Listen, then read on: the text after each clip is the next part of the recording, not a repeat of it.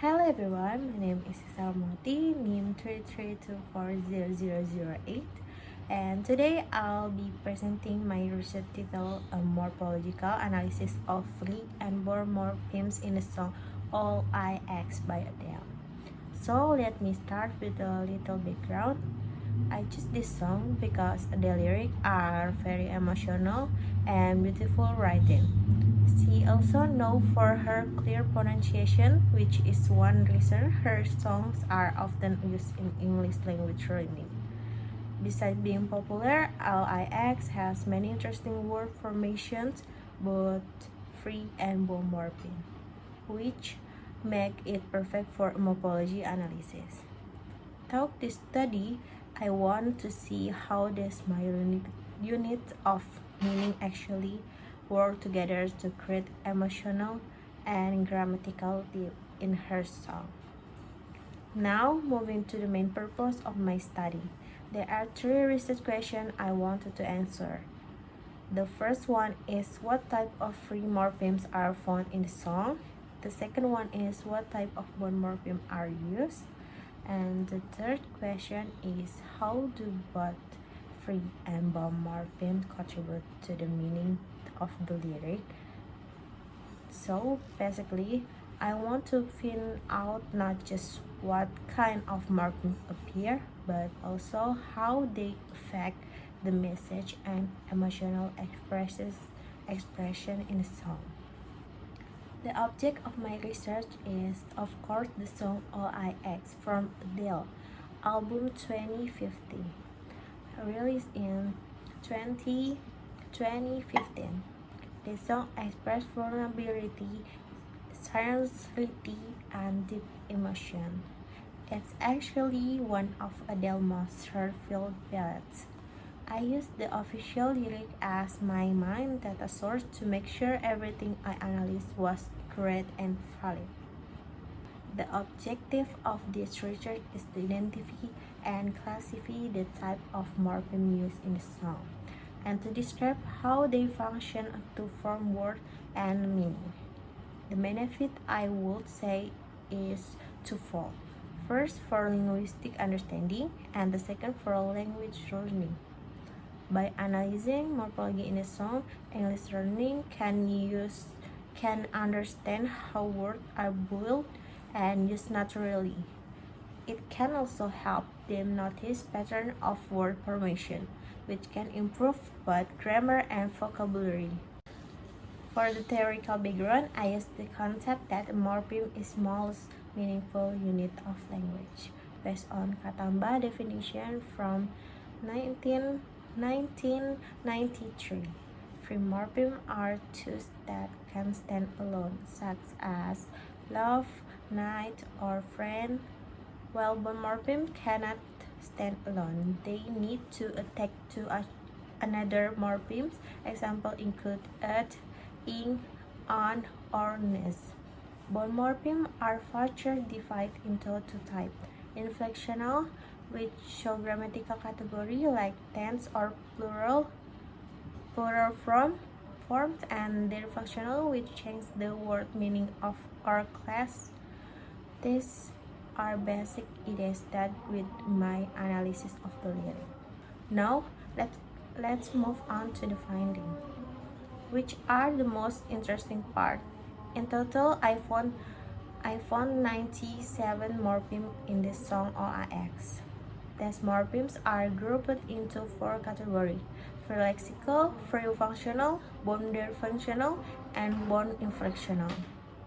Let me explain each of them in more detail so you can see the difference and also understand what number mean.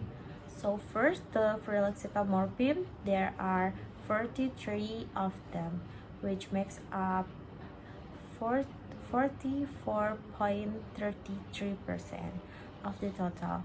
These include words like love, hurt, night, friend, and memory.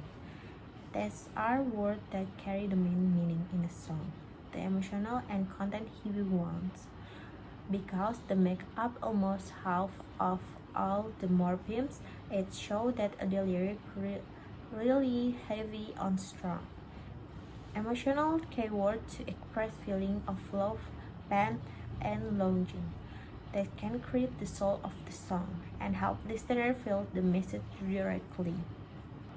Next, the free functional morphemes with the 32 item, which is around 32.99%. Example include I, you, my, to, and is. These morphemes don't really carry emotional meaning by themselves, but they can play hack grammatical role, connective phrase, showing relationship between idea and maintain the flow of the sentence. So while lexical morpheme deliver the emotion, functional morpheme make sure the sentence are structured and coherent. Without them, the lyric will sound disconnect or grammatical incomplete. Then the boundary functional morphemes, which are the smallest group with the 7 morphemes, or about 7.22% of the total.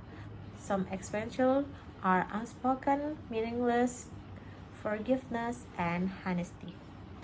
They are really interesting because they change the meaning of the word class.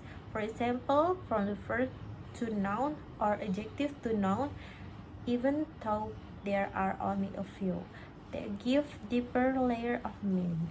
For instance, words like unspoken or meaningless are emotionally powerful.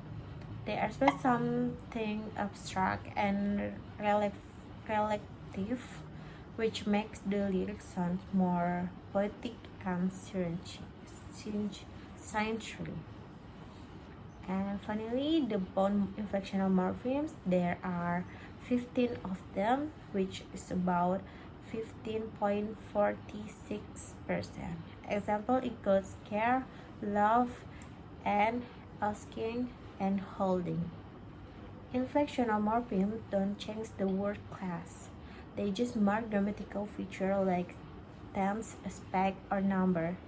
For instance, add in scare mark past the tense in X show continuous aspect, and as in love indicate plural. The small ending actually play a big role in sharp the time, rhythm, and flow of the lyric. If you notice, Adele often uses ing words like holding or asking, and that gives the sense of ongoing emotional something continuous, like feeling that don't just stop. Now, I will look at the whole distribution. The large portion is clearly free lexical morphemes with the 44.33%, followed by functional morphemes at 32.99%. This means that almost three-fourths of the words in the song are morphemes, words they can stand alone and convey meaning directly. Meanwhile, bone morphemes, both their functional and inflectional combinate, make up around 22.68%, which show that even though they are fewer, they still have essential grammatical and stylistic function. Together, these morphemes build the structure, emotional, and classify of the song.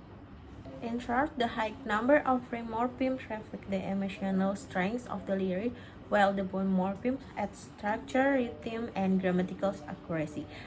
This balance what makes Adele's songwriting feel so natural. The words are simple but powerful, emotional yet well formed by grammatically. Through this, we can see that morphology isn't not just about structure, it's also about expression. Each morpheme, whether free or bond, plays a part building the feeling, tone, and rhythm of the song. And finally, in the conclusion, the combination of free and bound morpheme in OIX contribute not only to grammatical accuracy but also the emotional depth of the lyric. free morphemes deliver the core emotion, while bone morphemes add nuance and precision. These support the theory by Katamba and Yulo that morphology is not about forming words, it's about expressing thought and emotional structure.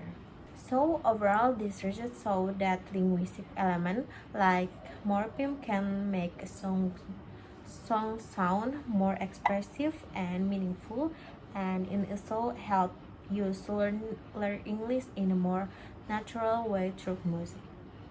That's all from me. Thank you so much for listening, and I hope my explanation helped you understand more about how free morpheme and bone morpheme work in Adele song OIX. Thank you.